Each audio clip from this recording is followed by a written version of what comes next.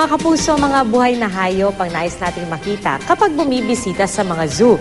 Pero sa isang zoo sa Pasay, robotic daw ang matampok na hayop. Nakatutok si Bam Alegre.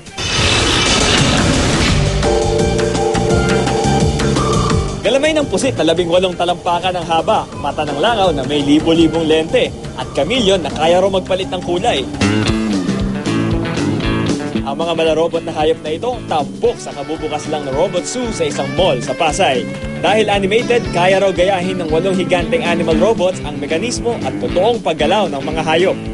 Una nang nailibot ang mga ito sa ilang natural history museums at zoos sa Europa at Amerika. Makikita nila dito kung paano na-engineer, kung paano in-engineer ng nature yung mga animals. For example, paano ba nakakakita ang paniki sa gabi? Napaka-importante niyan kasi marami sa mga common questions na meron tayo tungkol sa mga hayop, mga animals, masasagot natin dito. Talaga ako kasi gusto gumawa ng parang ganito.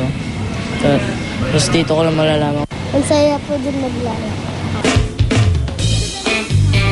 Sa halagang 200 pesos, pwede nang maglibot at makipaglaro sa makukulay na robotic animals. Maganda, nag-enjoy sila, tsaka parang educational na rin kasi parang